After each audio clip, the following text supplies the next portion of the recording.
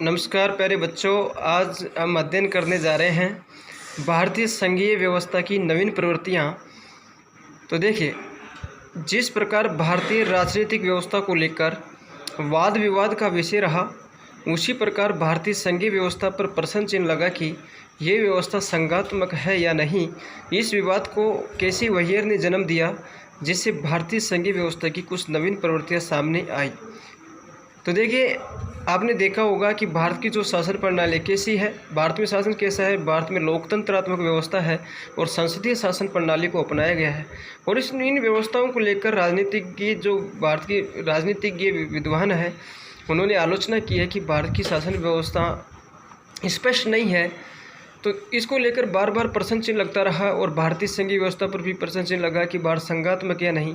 मैंने आपको शुरू में ही बताया था कि संघात्मक शासन क्या होता है, जिसमें सबको उसका बंटवारा कर दिया जाता है। शासन की शक्तियों का विभिन्न स्तरों के आधार पर बंटवारा कर दिया जाता है, जैसे केंद्र सरकार, राज्य सरकारों में। ठीक है, तो संघात्मक शासन की हमने विशेषताएं पढ़ी, उसके बाद में एकात्मक लक्षण पढ़े। इनको पढ़ने के बाद में स्पष्ट होता है कि भारत में कि ज़्यादातर जो शक्तियां हैं केंद्र सरकार को स्पष्ट रूप से दी गई है। इससे स्पष्ट होता है कि भारत में जो संघात्मक व्यवस्था है वह पूर्णतः संघात्मक नहीं है। भारत पूर्णतः संघात्मक देश नहीं है। और इस विवाद को जन्म किसने दिया? केसी वहीयर ने। केसी वहीयर ने क्या कहा कि भारत पूर्णतः संघात्मक देश नहीं है और भारत को क्या कहा? अर्धसंघीय। तो देखिए, इससे क्या हुआ कि भारतीय संघीय व्यवस्था की नवीन प्रवृत्ति सामने आई। पहली प्रवृत्ति, केसी वहीयर ने भारतीय संघवाद को क्या कहा? अर्धसंघीय। कि भारत कैसा देश है? अर्धसंघात्मक देश है। मॉरिस जोन्स ने भारतीय संघीय व्यवस्था को सौदेबाजी वाला संघवाद माना। ग्रेनविले ऑस्टिन ने भारतीय संघीय व्यवस्था को सहयोगी संघवाद कहा है। इन व्यवस्थाओं को कुशल बनाने के लिए क्षेत्रीय परिषद और नीति आयोग की स्थापना की गई। और भारत में संघात्मक व्यवस्था को कुशल और सुदृढ़ बनाने के लिए किसकी स्थापना की गई?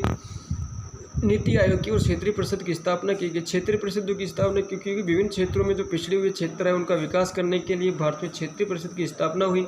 नीति आयोग की स्थापना कब की गई? जैसे मैंने आपको बता रखा है कि योजना आयोग का ही नाम बदलकर क्या किया गया? नीति आयोग। नीति आयोग की स्थापना कब हुई? 1 जनवरी 2015 में उसका नाम बदलकर नीति आयोग रखा गया। ये सरकार के थिंक टैंक के रूप में कार्य करता है और उसका अध्यक्ष कौन होता है? भारत का प्रधानमंत्री। ठीक है, तो ये भारतीय संघवाद की नवीन प्रवृत्तियाँ थी। आगे प्रश्न है सरकारिया आयोग। सरकारी आयोग क्या है? प्रश्न पूछ लिया जाता है। सरकारी आयोग का गठन क्यों किया गया? प्रश्न पूछ लिया जाता है। तो देखिए, इस सरकारी आयोग का गठन कब किया गया? पूछ लिया जाता है। सरकारी आयोग ने अपनी रिपोर्ट कब प्रस्तुत की? पूछ लिया जाता है। सरकारी आयोग ने क्या क्या सिफारिशें दी? ये पूछ लिया जाता है। तो देखिए, सरकारी आयोग केंद्र सरकार ने 1983 में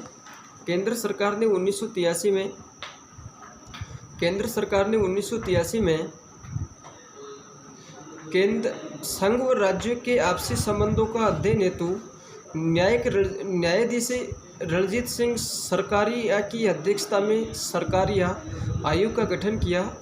इस 3 सदस्यीय आयोग ने 1988 में अपनी रिपोर्ट केंद्र सरकार के सामने प्रस्तुत की। सरकारी आयोग ने निम्न सुझाव दिए।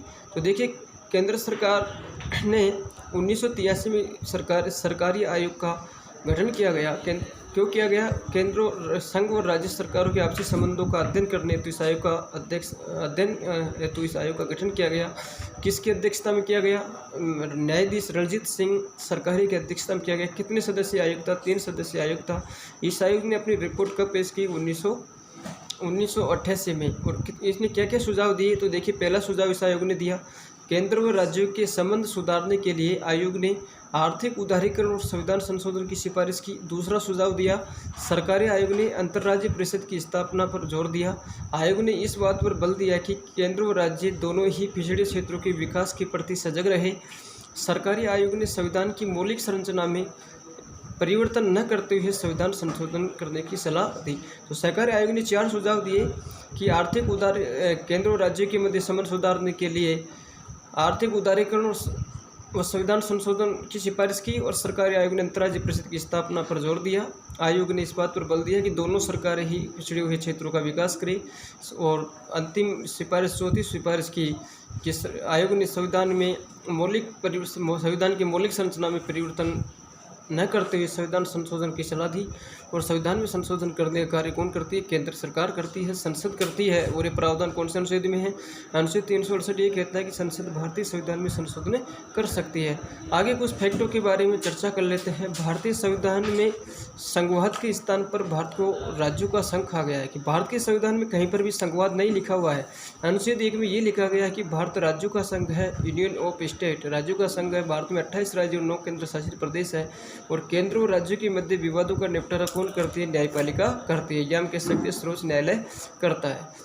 जम्मू कश्मीर में अलग से संविधान है जो 1957 में लागू हुआ था। अब देखिए, ये समझने की बात है, जम्मू कश्मीर अलग संविधान था जो 1957 में लागू हुआ था, लेकिन बच्चों अगस्त 2019 में धारा 370 को अनुच्छेद 35A को उठाकर जम्मू कश्मीर को जो अनुच्छेद 370 के तहत जो विशेष अधिकार था उसको हटा दिया गया, समाप्त कर दिया गया। अब जम्मू कश्मीर में अलग से संविधान नहीं है, अब संपूर्ण भारत का एक ही संविधान है। और जम्मू कश्मीर के जो राज्यों को जो विशेष दर्जा था, विशेष अधिकार था, वह समाप्त हो चुका है। आगे देखिए, शासन की शक्तियों का केंद्र और राज्यों के विभाजन ही संघवाद की प्रमुख प्रवृत्ति है। पूछ लिया जाता है कि संघवाद की प्रमुख प्रवृत्ति बताइए, तो शासन की शक्तियों का केंद्र और राज्यों के मध्य विभाजन कर देना ही संघात्मक शासन की मुख्य प्रवृत्ति है। अगला फैक्ट है, भारत को विनाशी राज्यों का अविनाशी संघ कहा जाता है। भारत को विनाशी राज्यों का अविनाशी संघ कहा जाता है। केंद्र में राज्यों का प्रतिनिधित्व राज्यसभा करती है। केंद्र में जो केंद्र सरकार होती है वहाँ पर राज्य को प्रतिनिधित्व कौन करती है? राज्यसभा करती है। जैसे राजस्थान से राज्यसभा में कितने सदस्य जाते हैं? 10। भारत के संविधान के अनुच्छेद 312 में अखिल भारतीय सेवाओं से संबंधित प्रावधान किए गए हैं। अखिल भारतीय सेवाएं जैसे संघ लोक सेवा आयोग है, यूपीएससी से संबंधित जो IPS है, IAS है, ऐसी सेवाएं, बड़ी जो सेवाएं होती हैं उनका प्रावधान अनुच्छेद 315 में किया गया है। और अंतर्राज्यीय परिषद की स्थापना 1990 में की गई। इसका प्रावधान अनुच्छेद 263 में है। भारत संघ के राज्यों को संघ से पृथक होने का अधिकार नहीं है, ऐसा 16वां संविधान संशोधन 1963 के द्वारा किया गया। भारत का कोई भी राज्य संघ से अलग नहीं हो सकता, यह प्रावधान 1963 में 16वां संविधान संशोधन के तहत किया गया। तो देखिए बच्चों, समझने की बात मैंने आपको बता रहा था कि भारतीय संघीय व्यवस्था की नवीन प्रवृत्तियों पर हम चर्चा कर रहे, तो हमने पढ़ी। तो उम्मीद करता हूँ आपको समझ में आया होगा। कल हम पढ़ेंगे अगली यूनिट, भारत में शासन, संसद, लोकसभा और राज्यसभा।